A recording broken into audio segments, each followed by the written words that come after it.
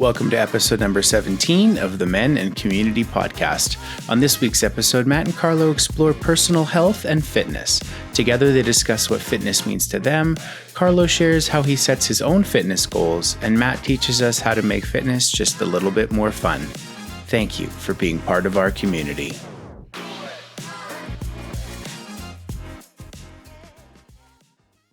All right, welcome to episode number 17 of the Men and Community podcast. They grow up so fast.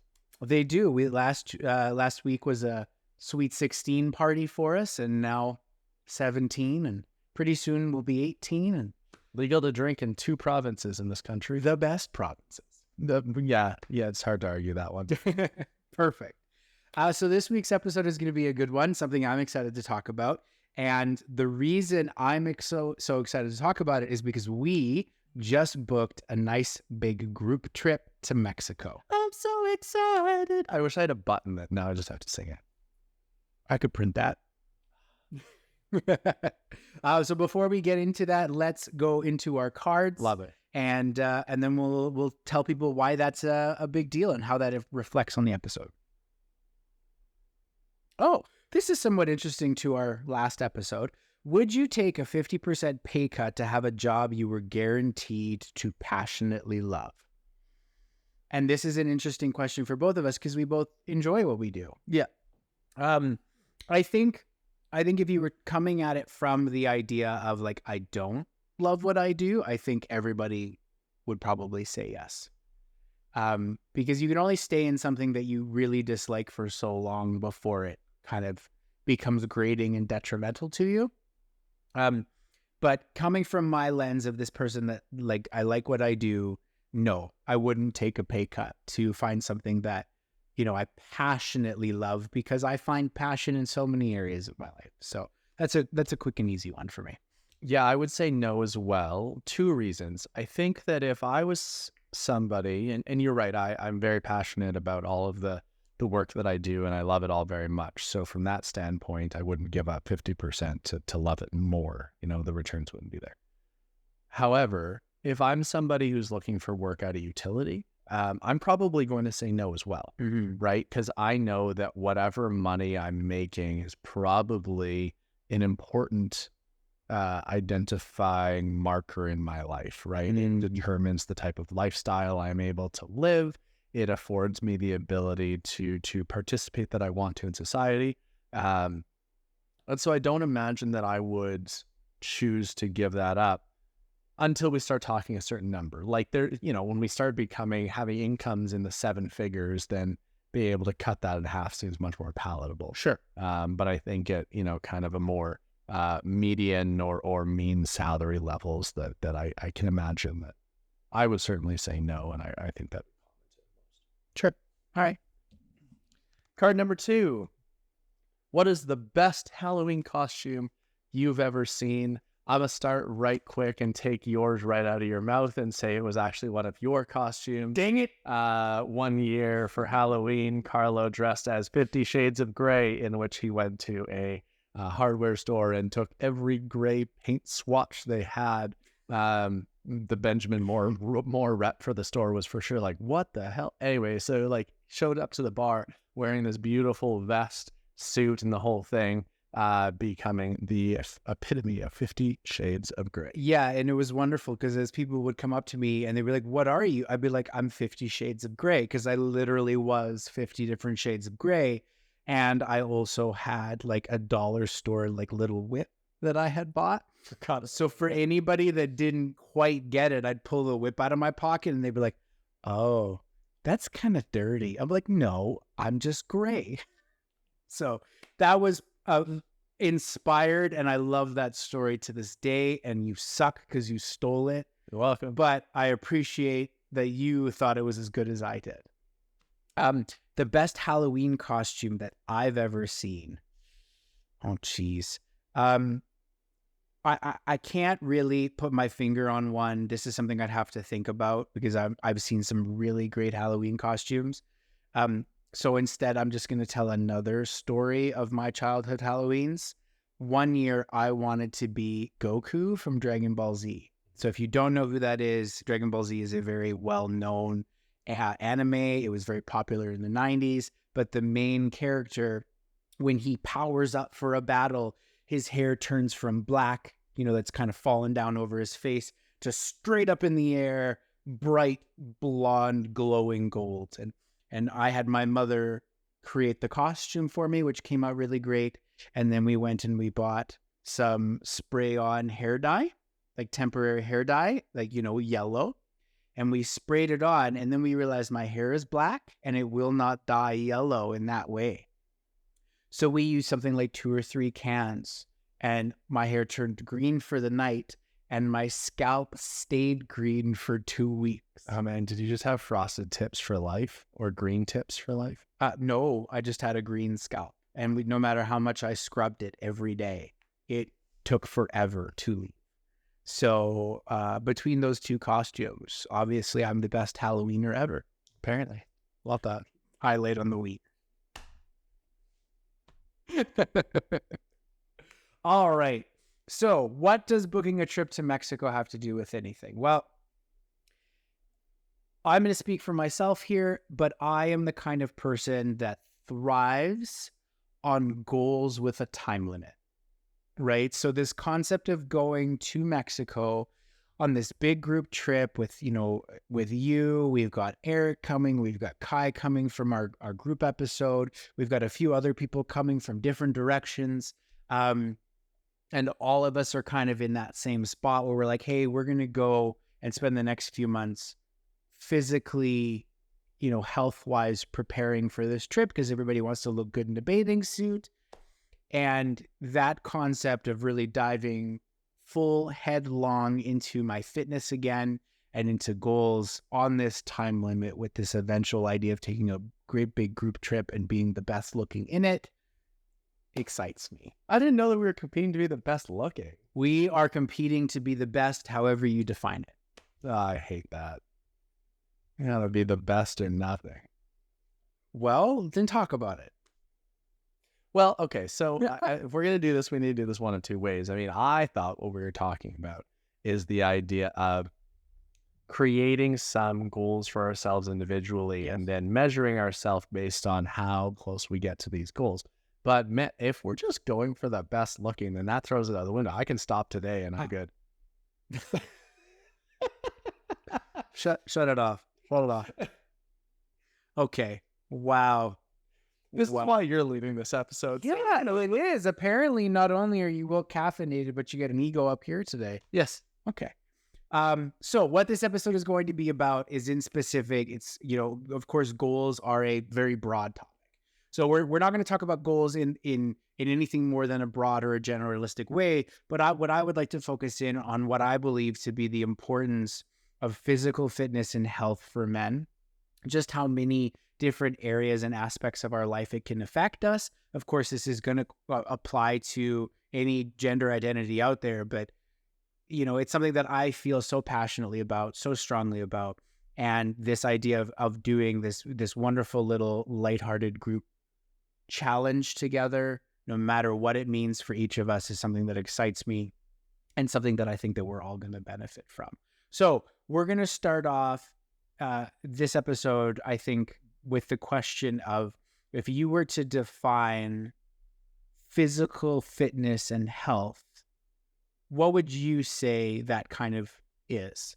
Right? Because of course there's the pie in the sky 6-pack idea, but I don't necessarily believe that's the epitome of physical health. So what would you say it is for you? For me, it would be 3 things, or maybe 2, and then the second one has an A and B. For me, the first one and most important is that I am able to feel good in my own skin, right? The idea that, and we've talked about this in previous episodes, that who I see in the mirror reflects the image that I hold for myself, and that there's that synchronicity there with my ability to participate in my own life to the fullest. And so that idea brings me into number 2.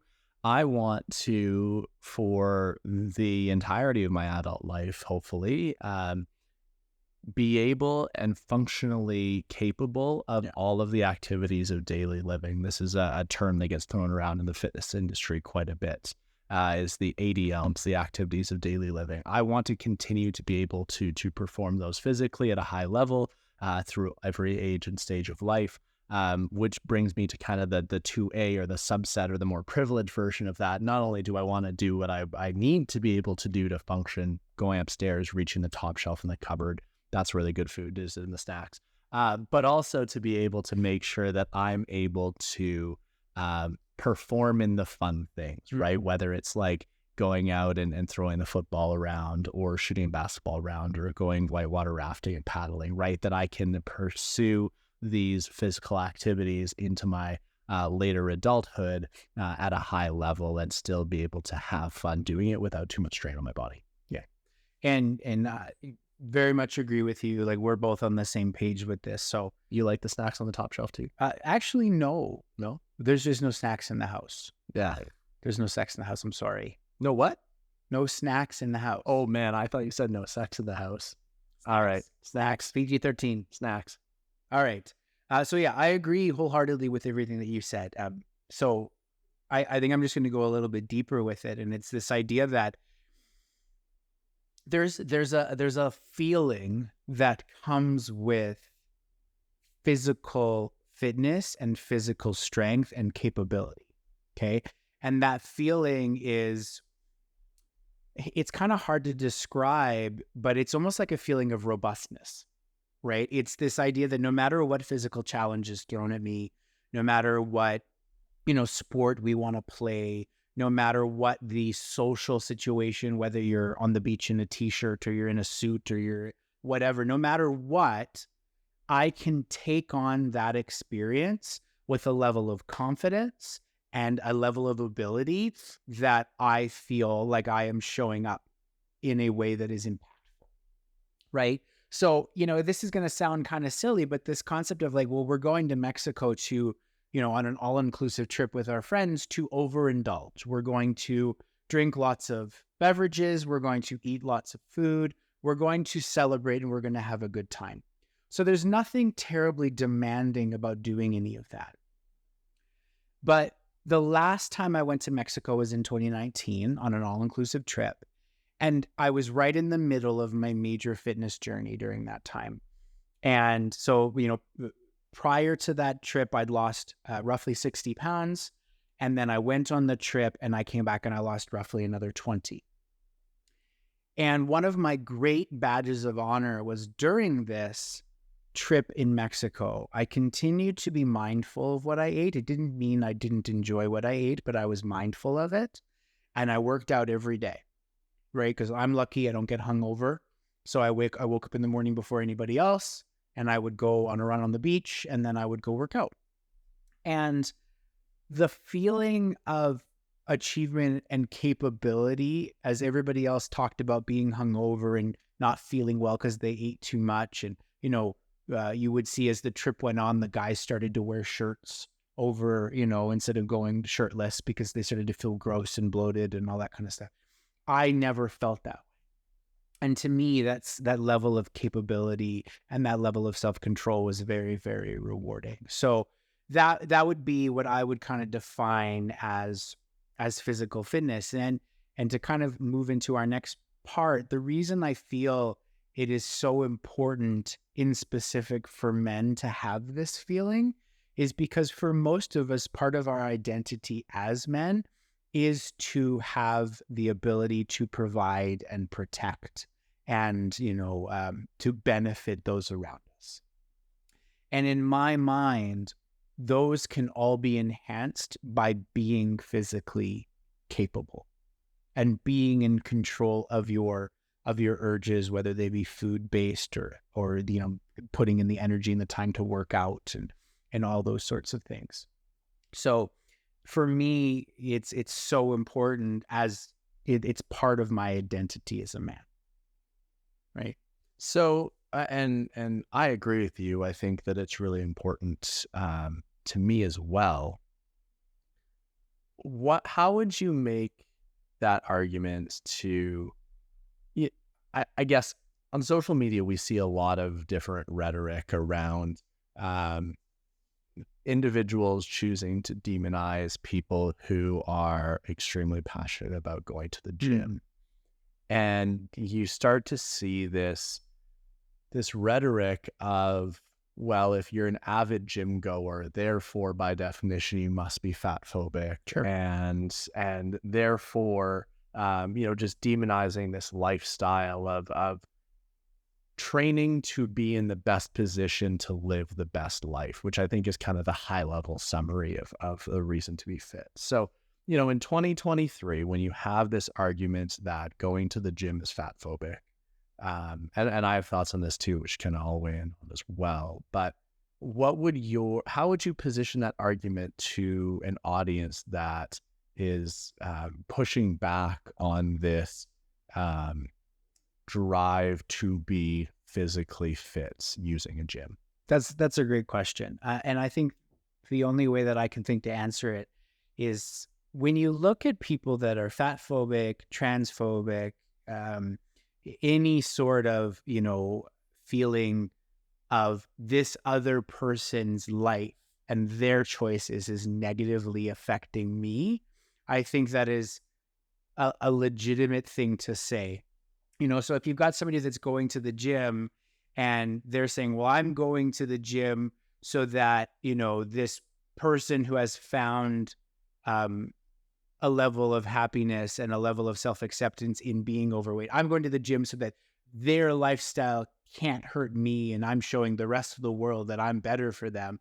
That is a really terrible way to go about anything in life, right? But I don't go to the gym because somebody else's choices affect me. I go to the gym because my choices affect me, right? I live my life because of the way I live my life. So for anybody that wants to try and make the claim that, by being focused on your physical health and your fitness, that makes you in some way combative against someone else's choices, I think they're not taking into account the reasons why I'm doing it, right? And for me, it's never been about anybody else. Like, you hear sometimes people will go, well, I'm losing my weight. I'm losing some weight because my wife finds me less attractive. Is that a legitimate reason? Sure, maybe for some, but that was never it for me. I was losing this weight because, like you mentioned earlier, the person in the mirror didn't match the person on the outside. And it was time for me to reclaim who I wanted to be.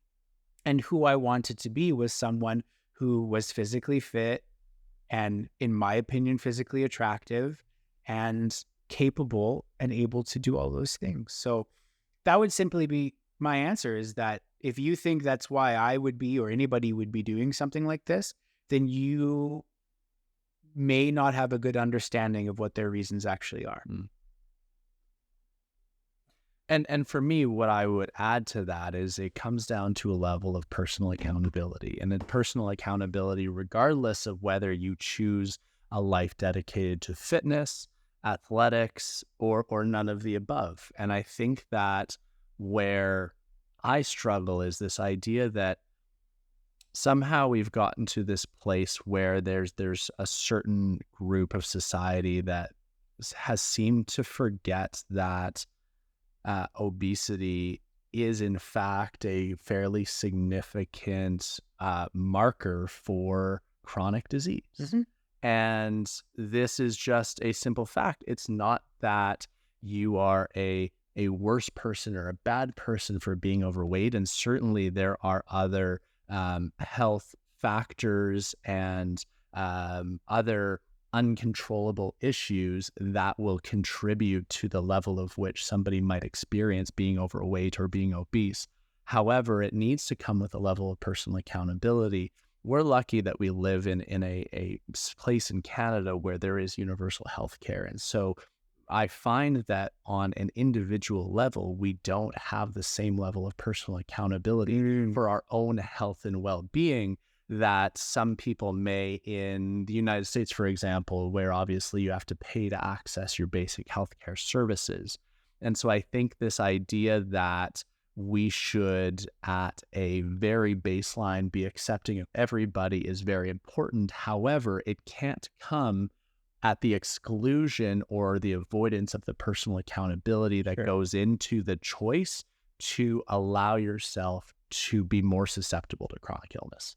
And I think further to that point, taking into your example of like here in Canada or here in North America, out of all the other countries in the world, we have arguably the highest amount of what I consider to be predatory food, right? So highly processed foods, things that have large amounts of unnecessary sugar, things that are designed to be very cheap to purchase, very cheap to produce, and very unnutritious. And supported by predatory marketing practices. For sure. We are marketed crazy amounts of food for so many different reasons. And elsewhere in the world, it's not to say that there isn't junk food, but there isn't this idea around it of being something that elevates your life, right? Like my family's Italian, so obviously we eat delicious food, but when you go down to the local corner store, the chocolate bar that you see there does not hold some sort of glowing pedestal of being, you didn't see a commercial for a Kit Kat on Italian TV. You just didn't, right? So when you walked in there and you decided you wanted one, it was because you wanted a piece of chocolate. And, you look at the nutritional label between a North American chocolate bar and a European chocolate bar, and the differences in ingredients and the differences in sugar content are so hugely apparent. North American chocolate is made with paraffin wax? Yeah. I didn't until a couple of months ago. Yep. Like so that level of personal accountability that you're talking about is even more important because we do have so many things trying to literally force poor foods down our throat.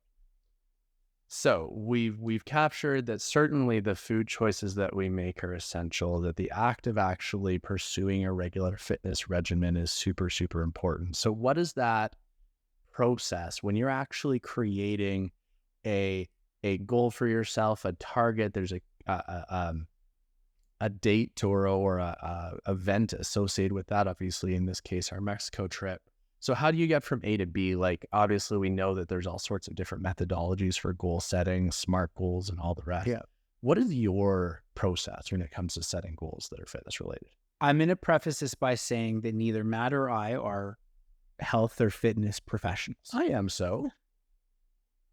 Yes, I apologize. Go on. You are. Your point stands. We just talked about it, but like I'm not a personal trainer. You don't hold a certification in personal training, do you? Not currently. Okay. I have. But you did. Okay, I didn't know that.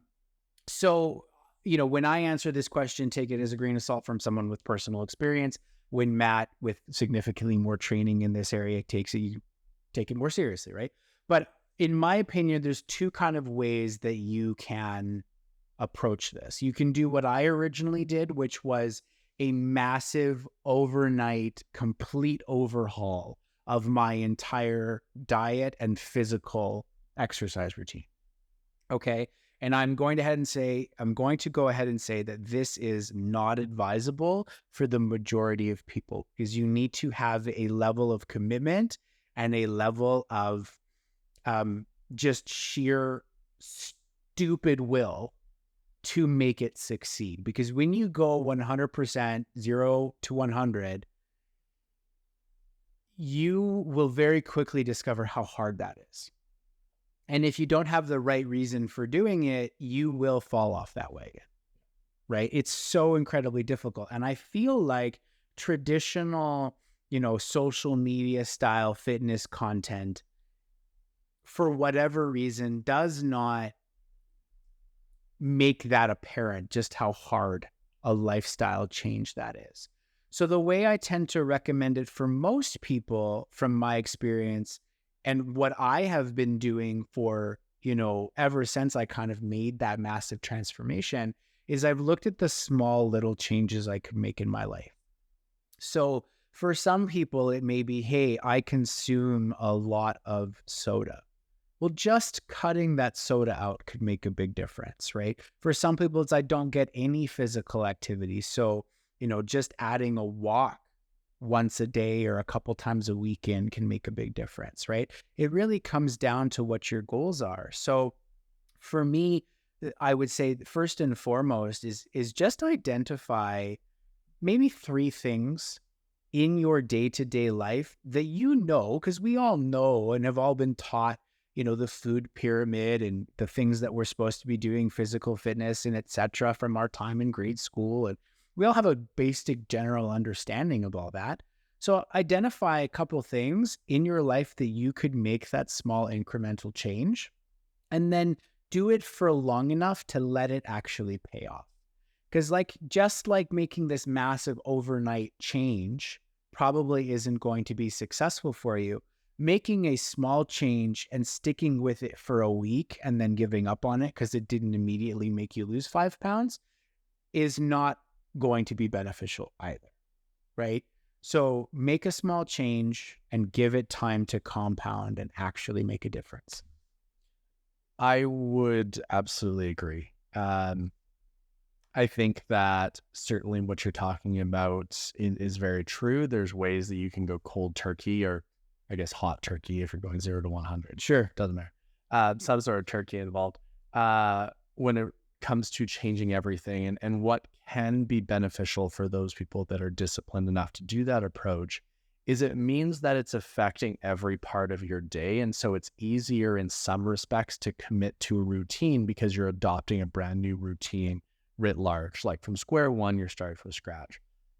But Carlo is also right that for most people, and certainly for those of you listening, for the majority of people, that is not sustainable nor healthy way to pursue broad stroke change in terms of your fitness and health journey.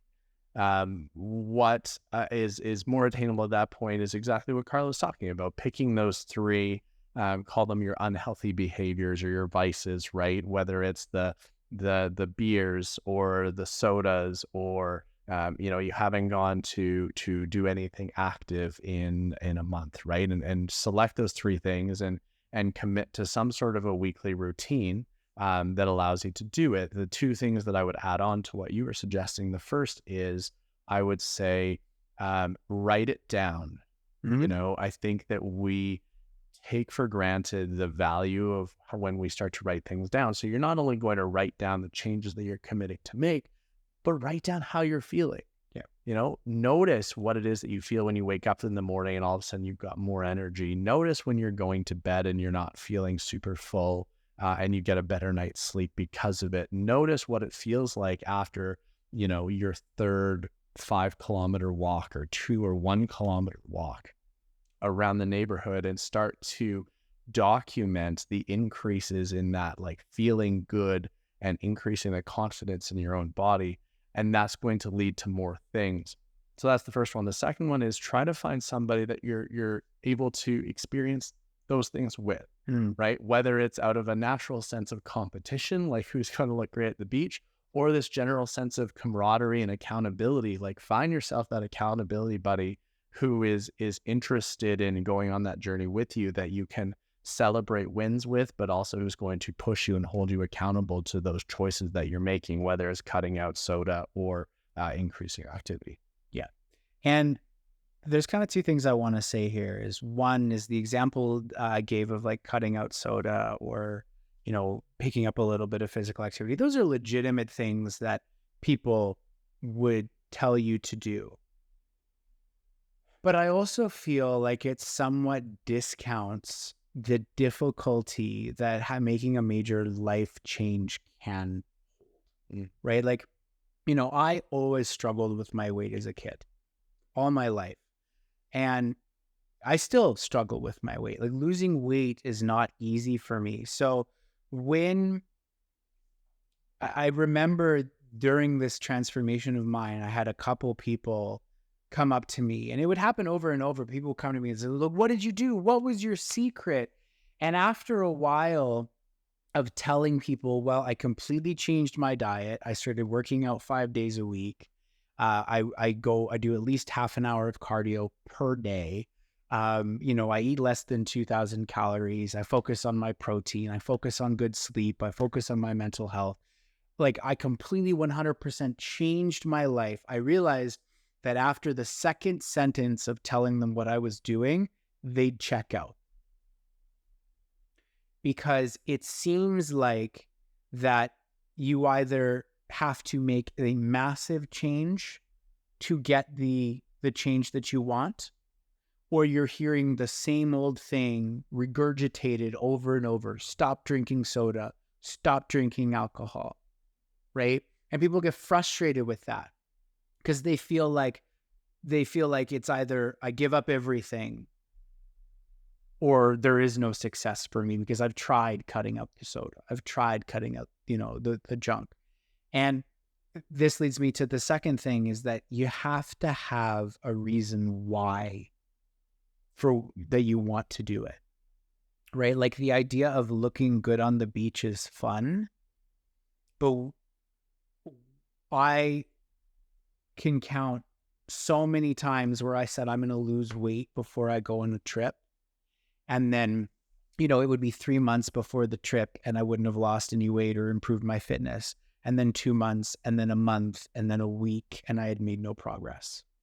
So that goal of looking good on the beach is nice, but it's not, in my opinion, deep enough to make you want to make a lifelong change. Because that's what I did, is I made a lifelong change and a complete lifestyle change. So as with all goals, you have to have something that you can grasp onto that is going to give you a purpose. And the best way I can think of portraying it is there's this beautiful commercial. It's a couple of years old. I don't remember what the brand was of what the commercial was, but it's this elderly man who he gets off the phone and he walks into his garage and he finds an old kettlebell. And he takes this kettlebell and he picks it up off of the ground and he puts it up. Right? So he kind of puts it above his head for those of you listening to us. And the commercial is of him doing this every day. And you can see the seasons are changing and his family members are a little concerned about him because this man is just going into the garage. He's not working out. He's just picking up this kettlebell. He's picking up the kettlebell and he's putting it down. And the commercial concludes with his entire family coming together for Christmas and him walking over to pick up his granddaughter and lift her to the top of the tree so she can put the star on the top of the tree. So the whole time he was lifting this kettlebell, which weighed, I assume roughly the same thing as his granddaughter would, so that he could pick her up and put her on that. So when we talk about this idea of capability, for this man, that capability of lifting his granddaughter to put the star on was his why. Right? So it can't, sure, looking great on the beach is fun and that's a nice goal to have, but in my opinion, it's not enough to really have you stick with it in a long term. You have to have something a little bit more heart-grabbing. I agree. I also know that finding a purpose in what you're doing in a fitness way like that can be very hard to grasp. Sure. Particularly, if it's more than 3 months away, because in timeframes that are longer than 90 days, or for some 90 days is a long time, it can be very hard to lose sight of the importance of something, of a purpose you've created, and then to articulate a goal that really hits that sweet spot as something that's worth pursuing, but also attainable at a relative time span is a very difficult thing to do. So yes, I agree that those goals are important. I'm also going to propose kind of an additional thing that becomes, for me, what leads to a sustainable experience and a journey with fitness, because whether or not we hit the goal by that time frame, or when we hit the goal, you hear and you see many people who fluctuate through these waves of their fitness journey of stopping, starting, going, in ways that aren't necessarily related to their phases of training, right? They're committed, they're not committed, and then they're not receiving that lifetime benefit because it's just this big yo-yo effect. Sure. If you haven't done so already, I want you to stop this episode right now. I want you to hit pause, stop listening, go back and listen to episode 16 and listen to our conversations about play. Because here's the thing. When we attempt to approach fitness from a playful mindset, and when you listen to episode 16, this will make more sense to you. When you choose fitness from this playful mindset, it no longer becomes about the end goal. Mhm. You're now approaching it from a place where you are finding a love in that journey for its own sake. We are no longer looking exclusively to a goal or an end outcome to motivate us. We're instead loving what we're doing. The biggest weight loss that I ever experienced was when I stopped playing football. I was theoretically, in terms of every standard by which we hold true, in the best shape of my life. I was playing sports at a collegiate level. I was playing college football. So theoretically, I'm in the best shape of my life. I'm weighing about 285 pounds. And within 6 months of leaving college football, I dropped 50 pounds. Mm-hmm. And that experience was all because when I got to walk into the gym, I had this new sense of excitement and fun because I was doing the workouts that I wanted to do, and I wanted to test out all the weird and ridiculous things that I could do. So one of my good friends, Gordon, and we've been well known for walking into the gym and doing like Avengers themed workouts. And these are things that I've led some of my clients when I was a personal trainer through these sorts of workouts designed to be fun, designed to inspire creativity and excitement and all of these sorts of things. And that really put me in a position with my fitness journey where I lost 50 pounds and I just was so excited about approaching it in my own terms instead of what my team trainer told me that I had to do. The second significant weight loss for me was when I found Dance Play, which is the dance fitness program that I'm a trainer for. Within about a year of me learning and taking on Dance Play, I lost another 20 pounds. And again, this was me finding something that I loved for its own sake. And it just so happened it was wildly rigorous physical activity at the same time. And the third and final one, we've talked about this in an early episode, was when I discovered F45, right? It was a community and it was a place where, yes, I go to move and I go to be active and I go to work out, but I've continued going there for the last 2.5 years because of the people.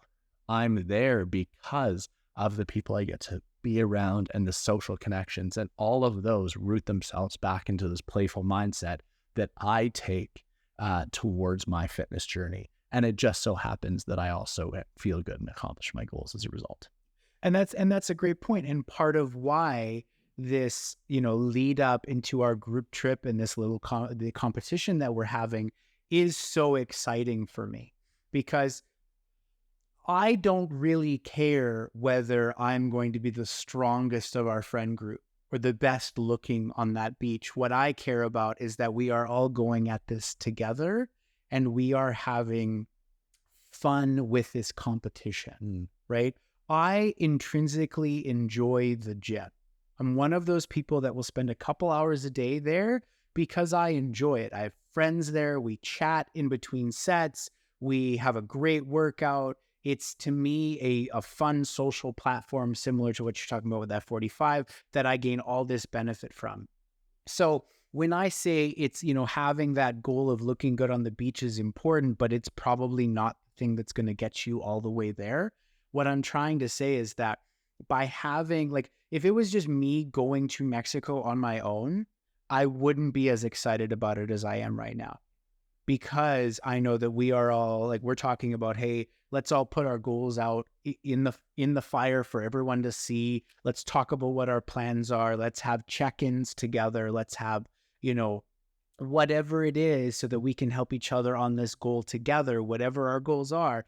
That to me is a form of play. Yep.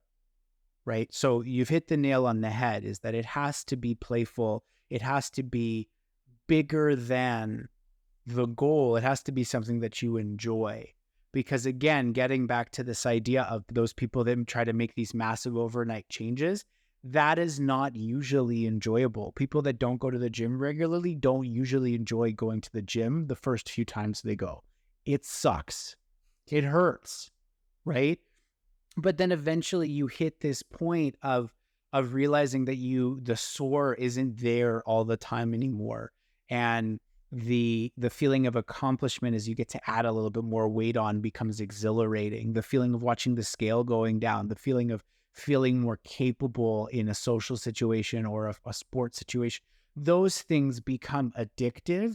And then at that point, fitness becomes part of your life rather than it being a choice you had to make. Right.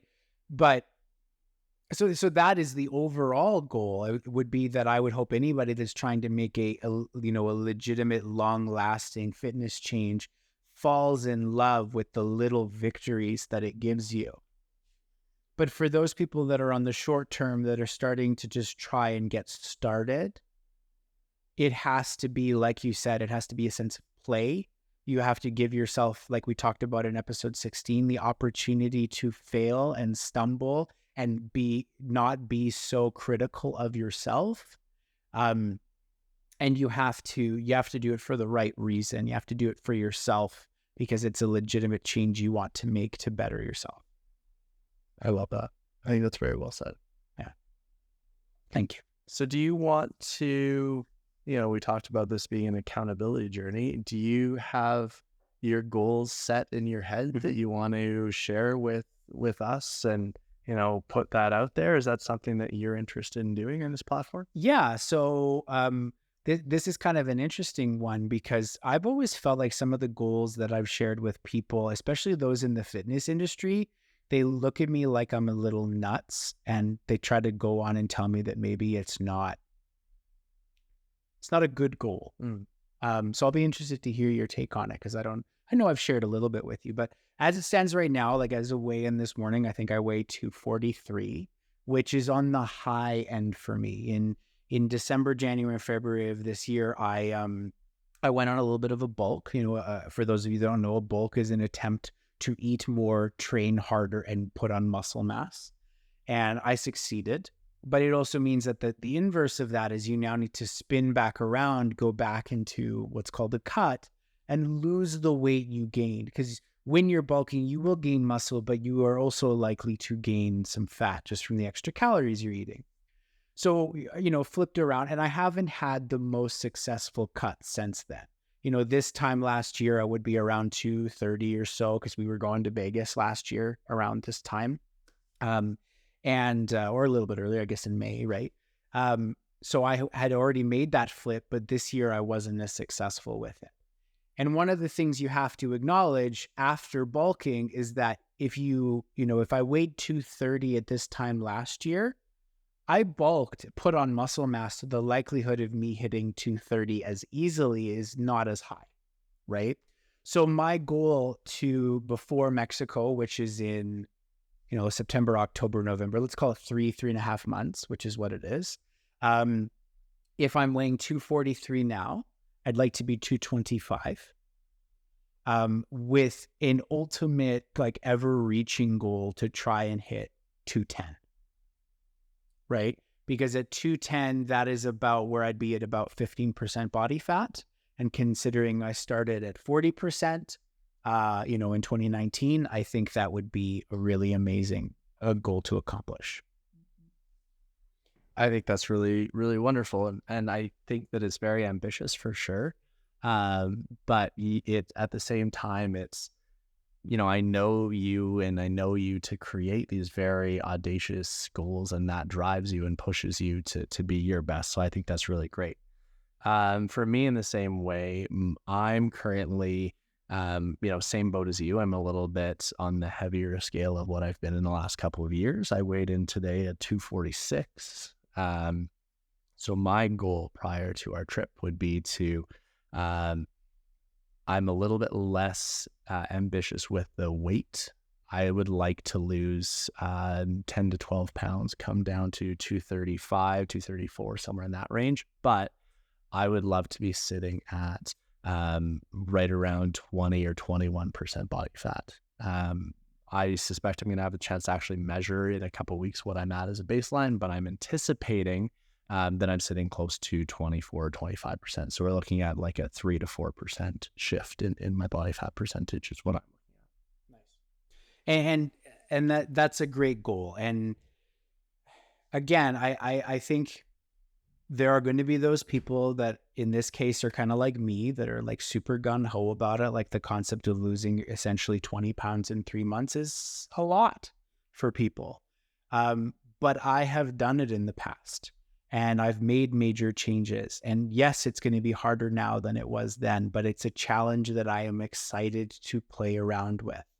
And then there's going to be people like you that are a little bit more conservative is not the right word, and realistic's not the right word, but it's you're more prepared for what your past experience has been and what you're capable of and what your body is capable of, because every body is different, right? Like I think it's probable for me to do what I'm talking about doing, but for other people it's not, right? I know that if I was going to be interested in dropping more weight than I'm talking about, then I would have to give up going to the gym every day. And it sounds weird, especially if, for anyone listening who isn't as experienced with going to the gym, but the volume at which I lift weights in the frequency that I'm currently going to the gym, which is typically kind of 5 days a week, I wouldn't be able to lift weights as frequently in order to reduce the muscle mass to coincide with that weight loss. And see, that is something as a former fat kid that I have struggled with for a very long time, is this concept that the weight on the scale is not the be all end all. It really isn't, because, 240-pound Carlo this year is drastically different than 240-pound Carlo last year or the 2 years prior. But that's hard to see because you never really stop to take a picture of yourself at a specific weight unless it was a goal weight. Right. So I have a little bit of comparison available to me there, but it really isn't the number on the scale. It's the way that you feel and the way you feel about yourself when you look at the mirror. So while, as maybe kind of a final closing thought, well, it may be something that is important to keep track of, right? Is your weight. The more important thing is always going to be your perception of how that weight looks on you and how you feel with it, right? And it has to go along with making changes that can fit your lifestyle and are realistic in addressing the change that you want to see, right? All of these things have to gel together. If you've got these goals and these ambitions for how you want to see yourself in the mirror, but those don't align with the choices that you're making in your lifestyle, something's got to give. And so the way that you design your goals has to align with the lifestyle that you're willing to accept in the pursuit of those goals. And that's a super good point because, at this stage, the person that I see in the mirror isn't that much different from who I am externally. So that means the action I take to get to that goal does not need to be as severe as it once was. Where before, when I was 315 pounds, that was such a drastic difference in a person that action needed to be massive, right? So that's a really great point. So, kind of at this point, we've talked about what we believe the importance of fitness is for us. We've talked about, just how important it is to feel a certain way. We've even talked about a little bit of actionable things that you can maybe do to move yourself forward and to do it in a way that is sustainable and something that is not going to be detrimental to your life, but being an addition to your life. And, like we said, it's that play, adding some extra play into your life that's just focused around your fitness and your health. So for me, I think that my hope for this episode would be that something that we've talked about, if you're sitting on that idea of, I want to become more healthy, or I know I need to become more healthy, and our conversation about this was enough to spur you into at least looking into what your goals and what your action might be, I would be happy for what this episode is. right? Because I think that every great change in someone's life was spurred on by an idea and maybe even an example of success, right? And, I'm not saying that I am somebody's example for success, but I hope that I was at least the idea for somebody who's contemplating a change, who might now actually take a little bit of action on it. I love that. And for me, what I hope the major takeaway for anyone listening is that regardless of what behavior you're choosing related to your health and fitness, whether it's the things that you choose to consume into your body or the way that you choose to move your body, there needs to be a level of realism when it comes to taking accountability for the actions of things that we are doing with our body or consuming in our body. And so long as we are willing to take a look in that mirror again and accept the natural and logical consequences of the actions that we choose to make, then I wish everybody the best. And it's so important that we're willing to not look at that with rose-colored glasses and be willing to fully be accountable for the people that we're choosing to be and the bodies that we're choosing to steward. Agreed. I'm going to start us off with our gratitude as we close out here because, and I've alluded to, and I've talked about this in prior episodes and prior senses of gratitude, but I am so happy to have you in my life in this such a multifaceted way, right? Like we have this podcast together. We live our separate professional lives, yet we can bounce ideas off of each other. We're fantastic friends. We share good friend groups together. We travel together. And now just to add on another thing, we have this separate yet mutual goal that we're chasing after together. And to have a friend that we can kind of encompass all of those things together, I'm so very thankful for. Thank you. I am so grateful that I get to look up to somebody who is so regimented and disciplined in the pursuit of bettering yourself, not just in your fitness and your health journey, but across all aspects of your life. I feel like you are constantly a carrot that I get to chase in terms of hoping to make myself better. And I'm just so grateful that I get you in my life to look up to and to try to wipe your dust off of my windshield as I run pulling. So thank you. I appreciate that. Thank you.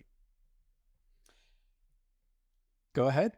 So with that, we're going to bring this episode to a close. The mics are pretty good, so you probably caught it. There was both an audible gasp as we were both ready to let that beautiful moment sit and then to finish it off. But once again, thank you for being a part of our community and supporting our podcast and for joining us for episode 17.